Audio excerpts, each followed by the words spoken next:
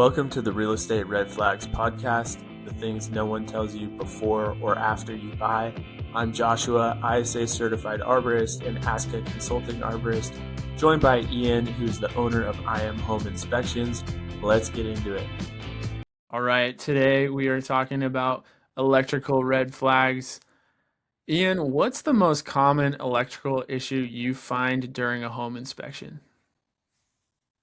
The most common electrical issue is the most common issue we find, period, which are outlets that need to have a ground fault protection that do not. So ground fault protection is the outlets that have the little button on them. If they sense any sort of fault in the system, which is usually water, they will shut themselves off in a fraction of a second, designed so that if you are in water and you come in contact with electricity, they will shut themselves off before you become electrocuted.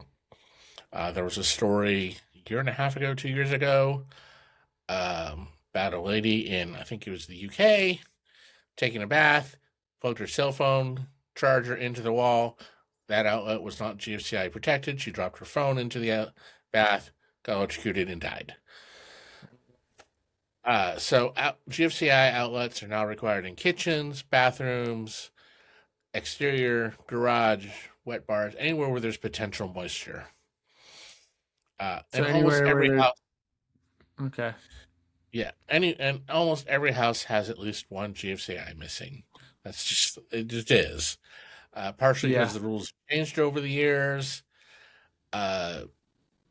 They occasionally go bad, get replaced with a non-GFCI.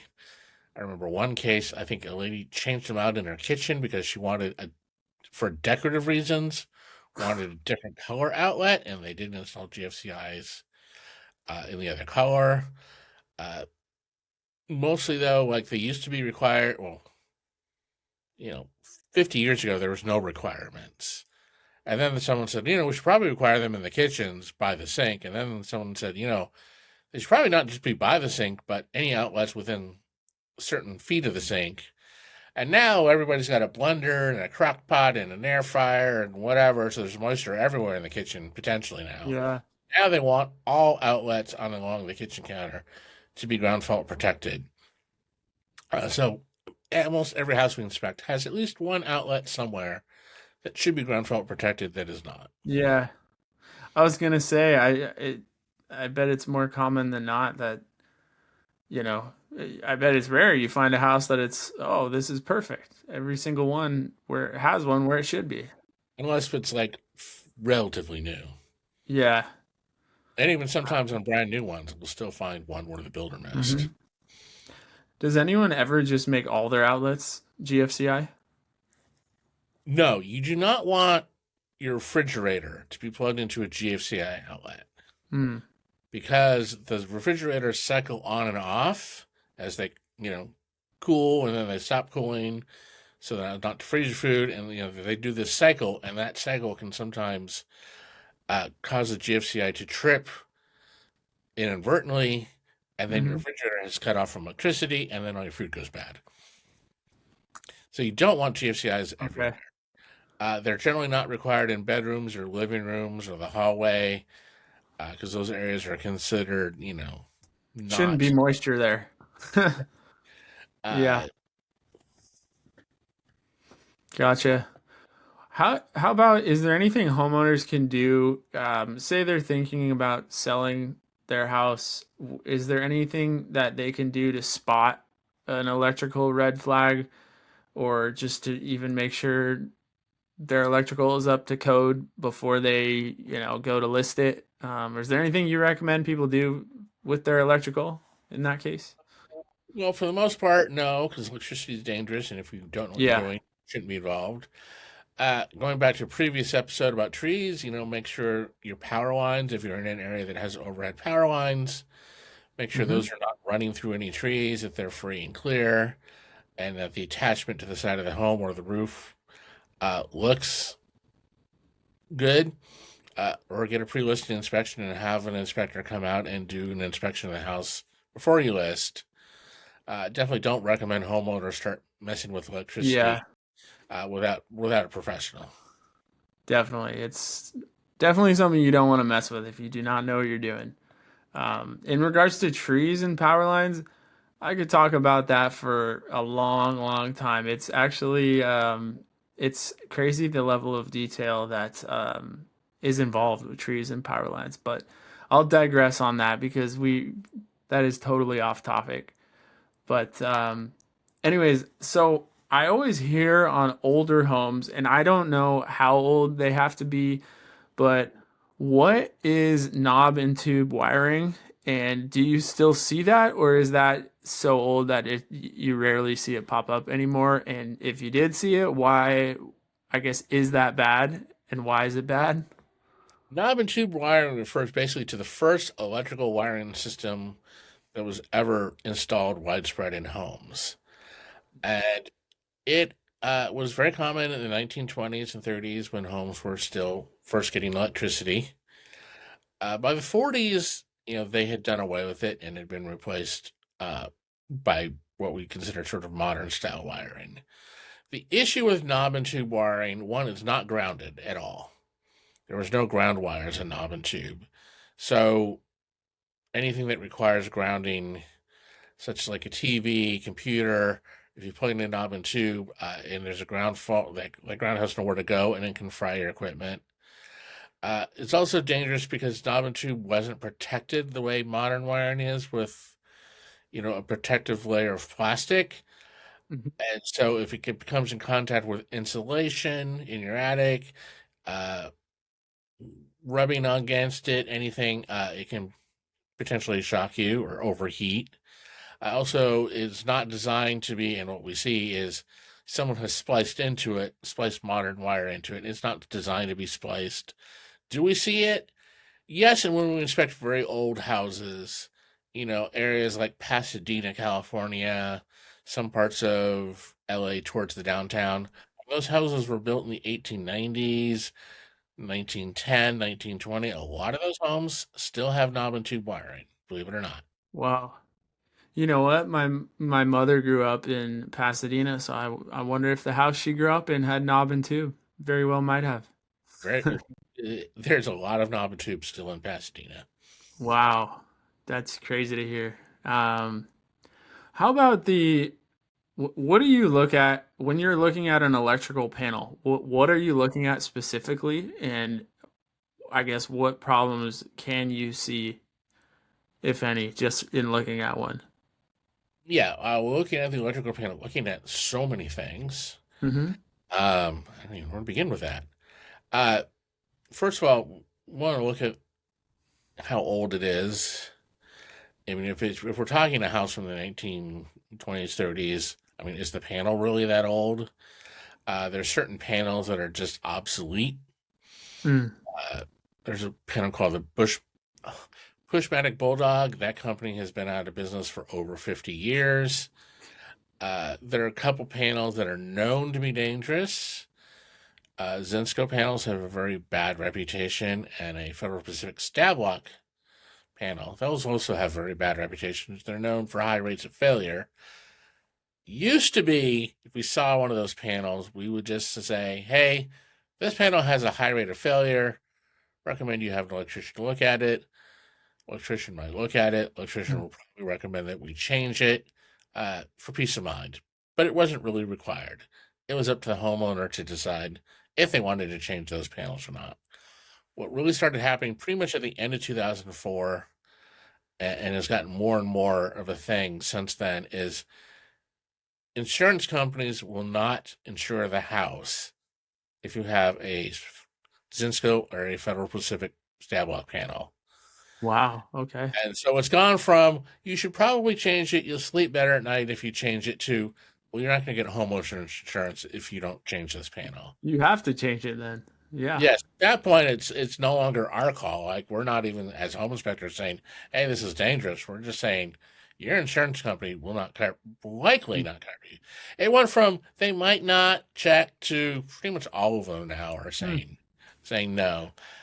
So anyway, once we determine okay, it's not a dangerous panel, if we want to look at the total amperage, does it have a main breaker? Uh, Mm-hmm. Some older homes that were really small actually didn't have a main breaker because they're actually not required until you have more than 6 breakers. So what's the amperage? Are the breakers, are the wires into the breakers? They look okay. Hmm. Common issue we see are what we call double taps, where people stick 2 wires into one breaker. Most breakers are only rated for 1 wire to be inserted in them at a time. The trouble is if you put 2 wires in there, they can loosen, the screw can loosen, and then they become a little loose. And if they become a little loose, they start to arc. And if they arc, they can cause a fire. And you also want to look, is the wire size and the breaker size, does it make sense? You don't want to have very small wires into a large breaker because then the breaker won't trip. Uh, and you're looking at sort of, are there any signs of scorching, any signs of previous fires? And then, of course, the usual, is it full of spiders? Is it rodent nest in there? I Yeah. Too often, but I have pulled off a panel and there's a dead fried rodent in there who got electrocuted. Wow. That is crazy. Not So, expecting that when you open up the panel. yeah, electrical panels, it's a very important part of the inspection. Yeah. So I guess if you were on an inspection and you see one of these obsolete or super old panels, how is it easy just to upgrade to a new panel? How does that even work? Or is it costly? I'm sure it varies, but how do you even go about upgrading? Well, you need a professional electrician who knows what they're doing.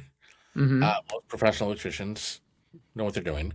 And doing a panel upgrade for a qualified electrician is really not that big of a deal, as long as you're not upgrading the amperage or anything. But if you're just exchanging a panel, uh, I mean, it used to be like $2,500. I'm sure now with inflation, it's probably more closer to three or fourth. Mm, It can go up from there, definitely. My neighbors wanted a much bigger panel with much more power. So I think they uh-huh. spent, I think, closer to 10 on their panel, but that was more of a different situation. So Got it it. also kind of depends on. So changing a panel itself is really not that big of a deal. If you're looking at a house, and I mean, we're in Southern California, so all our houses are expensive. Mm-hmm. So if you're looking at a house that's going to cost $1 million, what's $3,000, $4,000 for a panel? Yeah. It's nothing in the grand scheme of things. I understand if you're buying, maybe in another state where the house is only $200,000. Well, maybe that sounds a little bigger percentage, but still, Mm-hmm. in the overall grand scheme of buying a house, changing the panel is generally not that big of a deal.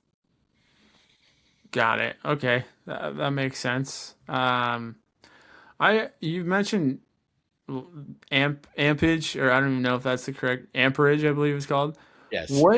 What should buyers expect their amperage levels to be at, and do they vary a lot? Does it depend on the size of the home? Yeah. Maybe touch on that a little bit. In a modern house, you generally have 100 amps of service, which is the potential electrical load for the house. And that is pretty much adequate for your average house. If you have a much older house, some of those panels are not even 100 amps, and that might be an issue to upgrade, especially if you want to add AC. Uh, Crazy, Yeah. there are some houses in Southern California that don't have AC, and if you want to add AC, you're going to have to upgrade the panel if it's a really old panel. Hmm. Uh, there's a myth out there that everybody should have 200 amps. That's really been the thing for probably the last 10 years. If an electrician puts in a new panel, they're going to automatically put in a 200 amp panel because they don't want to be called back. You don't really need 200 amps if you have gas appliances. Okay. If you have all electrical appliances, you may want 200 amps. If you want to put in a car charger, especially one of these fast, super fast, high end car chargers, you might want more amps. Now, if you have a very big house, 5,000 6,000 square foot, yeah, you might have uh, multiple 200 amp panels. You might have a 300 amp panel. On some of these big estates, they will have a 400 amp panel. And occasionally on a really, really big mansion, we'll see something like 1200 amps, Oh my which is gosh. more commercial grade. Usually you'd only see Yeah, that in a commercial building. that's crazy. You mentioned the EV chargers. That was going to be one of my next questions, actually, is how do you evaluate whether a home's electrical system can handle an EV charger? And then another question I had was kind of the same thing, but for solar panels. Does it matter how many amps you have for solar, or does that even come into play? As long as you don't have an older panel, like one of the, like, as long as the panel is not, 50, 60 years old, or one of these off brands that we've talked about, yeah, there should be space. I mean, for pretty much, we just have to look at the panel. Are there empty spaces to attach more breakers? Uh, if there's even on a 100 amp panel, you can still put an EV charger. Most people want more amps at that point, so the car charges faster. If they have more than one, that can be maybe be an issue. Solar panels, kind of the same thing. Solar panels feed into the amp, so as long as there's an empty spot on the breakers or an empty breaker spot to attach the panels, you should be okay. Now, any good solar person's not going to attach to a Zinsco panel, or they're not going to attach to a Federal Pacific or any panel that's known to have bad problems for reliability aspect. There are some cases where you find a home and there's no space in the panel. All the breakers are taken. Usually, in that case, an electrician doesn't have to replace the entire panel. They can set up a sub panel and just move some circuits over, and then that sub panel can feed those extra circuits like your car charger. So a sub panel is basically another panel that, well, is subsidiary to the main panel. Got it. Okay. And it's very common in bigger homes to have sub panels, even multiple sub Mm. panels. I just learned a ton about electrical. I'm glad we're doing this as a topic. I only had one more question for you. I don't know if there's anything else you think it's important for people to know about electrical systems. Oh, I think you can ask me another question. Um, yeah, well, I mean, we can talk about sub panels a little bit more. That is definitely an issue where we see, or a situation where we see a lot of issues. So you have your main panel and that distributes electricity. That takes electricity coming into the home from utility and distributes it to all the outlets and lights and electrical things in your home. And then allows you to control the electricity to the different things, and also prevents, overcharging, because the electricity coming into your house is very, very powerful. And you don't want all that power going to your outlet when you plug your phone in. So your distribution panel is, stepping down that electricity. Or maybe stepping down is the wrong term, but it's controlling the electricity to everything. And then if you have a lot of outlets over a big house, you may have a sub panel that's subsidiary to the main panel that distributes to your local area. Mm-hmm. In very large homes, it's not unusual to have 5, 6, 7 sub panels. I mean, we've even seen some crazy houses that are, 10,000 square feet, and they may have 10, 14 sub panels. Uh, Wow. Now, the issue that we see a lot is sub panels have some slightly different rules from main panels in how you wire them.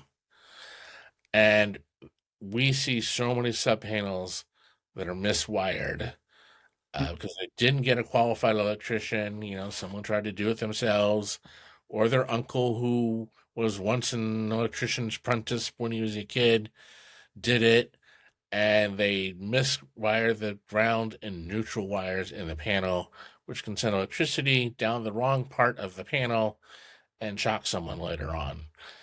So sub panels, they become a thing. And I even remember we were in a 16,000 square foot Bel Air home selling for $42 million. The main panel was fine. 9 of the 10 sub panels were fine, and the 10th sub panel completely miswired. Oh no. So what do you do there in that Well, case? hey, we put it on the report and take an electricity. Yeah, the last one, huh? Yes. That's crazy. $42 million. Wow. Well, I mean, that's all I have for today. I learned a ton about electrical right there. I hope the listeners can learn a thing or two as well, but definitely not something you want to mess around with, and definitely have an expert take a look at it if you have an issue. Exactly. And there's several blog articles on my website about some of the more dangerous panels and situations and some of the history and background of how we ended up from this panel that everybody thought was fine and installed in millions of homes across the country to now your insurance company won't insure them. So you can look that up on my website, IamHomeInspections.com, letter I, letter M, HomeInspections.com.